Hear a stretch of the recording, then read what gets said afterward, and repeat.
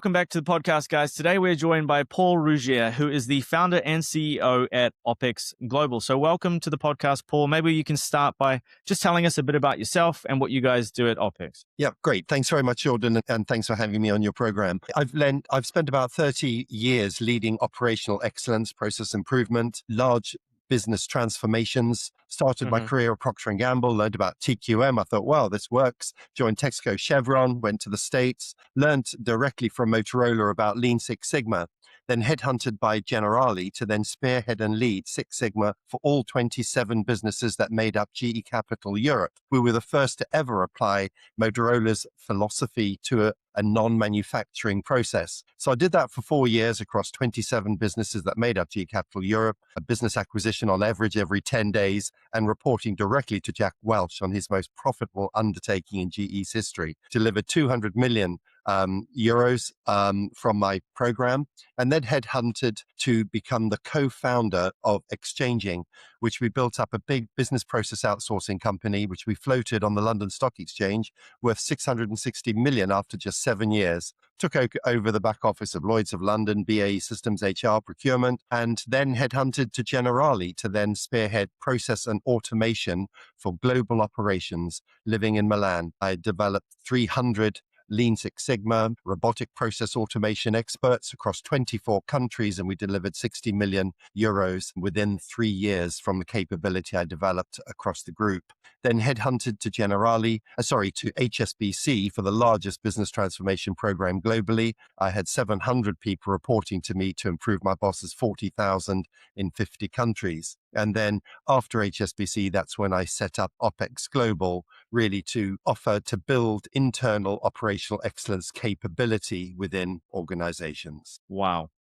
What a pedigree. My goodness. That is incredibly impressive, Paul. Thank you for sharing all of that and having all of those numbers ready. I guess in your 30 years of experience, what are some of the common mistakes that you see made in these industries that you're able to come in and solve? Great question. And frankly, it's as relevant now as it's ever been. Organizations trying to automate broken processes. They've not first thought about understanding and optimizing their process before automation.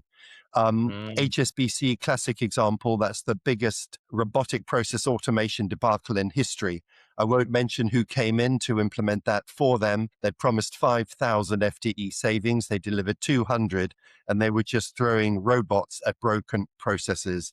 They had never understood their end-to-end core customer journeys or their core processes. So that was why they went out to bring me in to really understand their core processes. And then you look to optimize them, and then you can see what of those core processes you can automate. And with agentic AI now, that's why I'm working with a major private equity firm now with all their portfolio companies. Again, they have also embarked on a large agentic AI program without first understanding and optimizing their processes. So that's the biggest mistake organizations make that I often have to then go in and rectify.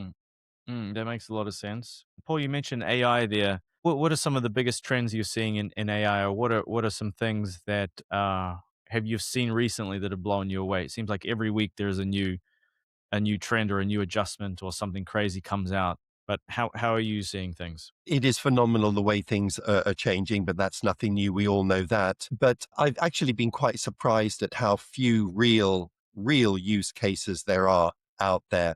People who claim that they're actually doing it, but when you look under the bonnet, there's not a great deal happening, or it's all just individual projects, not really connected. So people use the words, but I've not seen a great deal of agentic AI really in practice. I mean, a lot of the other technologies, robotic process automation and so on, that's well tried and tested now. But big progress is being made now. For sure. And so coming back to OpEx Global, like what have been some of the biggest challenges you've faced over the last, let's say 6 months or so? It's really convincing people that you do need to look at your process first.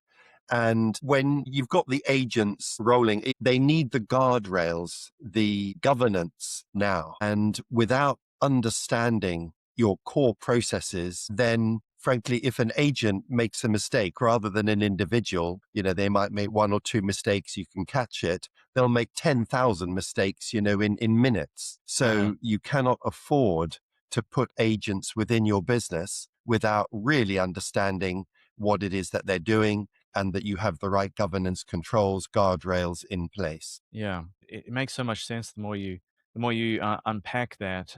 I think that's fantastic insight for sure. We need to clip that up and make that one of the key pieces of content we put out. You've talked about some very impressive companies that I'm sure many people recognize the logos of and the names of. So I imagine your Rolodex is full of people that you could get on the phone and talk to. How are you currently approaching client acquisition for OpEx Global? Is it mainly referrals? Are you doing events? Are you doing any outbound? Like, what does that look like? Yes, I do have a huge network and luckily a really good track record. So a lot of the people, I mean, even if you take exchanging, which I co-founded, and the Lean Six Sigma team that I built there, and huge reputation across the London insurance market and others, they've all gone on to quite senior roles now. And they thank me for their current career, that they said it Hmm. was way back when you trained me as a black belt that got me into business transformation. So now they're quite senior within large organizations transformation programs. So I've got a good network. So that's how I'm currently, really my business development is focused on my network, people who have known me in the past, what I've delivered. Yes. So I reach out to individuals.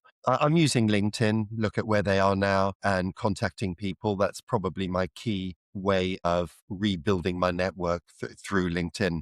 But Jordan, of course, if you've got other ideas, I'll be open to those. Certainly. I mean, like some of the things I'm seeing now in outbound and the ways that we're able to automate it with AI is mind blowing. And maybe it's a topic for another call, but be happy to talk to you about those things.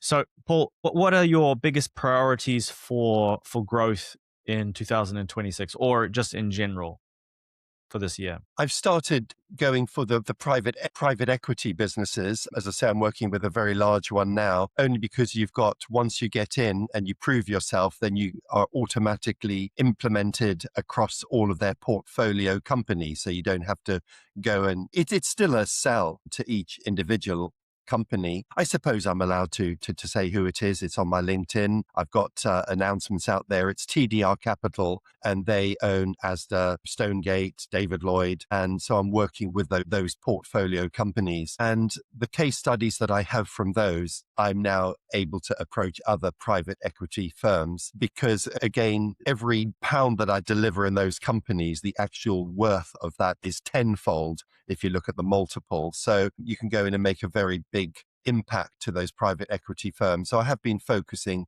on those, but of course I'm open to all organizations. Sure. And that makes a lot of sense. So, like, they act as your like affiliate channel partner, where you're able to make an impact in their business, and then automatically they have a portfolio of companies that are also a perfect fit for your business transformation that they're able to refer you on to and say, "Paul is the guy. Trust me."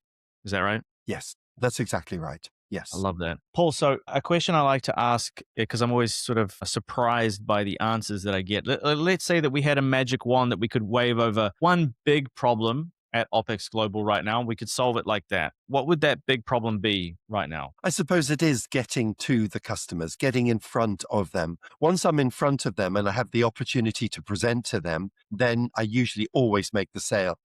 Mm, When I just present my case studies of what I've done in the past, how I've gone about it, they all recognize, my God, yes, we are, particularly in the age of agentic AI, we're doing this the wrong way round. We're looking to just throw agents, robots, RPA, automate processes that they don't even understand and realize that they are completely broken. So it's just getting in front of the right people. That's my biggest challenge. quite honestly, I think those are the most powerful businesses that I've ever worked with, where their problem is not the product. The problem is not that their total addressable market is so small. The problem is just awareness. And so if we're able to just put bodies in front of people like yourself, as soon as they hear that pedigree, they just go, my goodness, this guy's the real deal. And then as soon as you have this unique mechanism where you talked about how people are optimizing something that's broken and they're trying to automate broken processes, and they're wasting money and time, and you're able to come in and implement a better solution, I think many people have a penny drop moment. Would that be fair to say? Where they're like, this is what I need. Where do I sign? Yes, absolutely right. And when they see some of the work that I do, for example, end-to-end process mapping on one sheet of paper, and I show them examples, I map the entire London insurance market.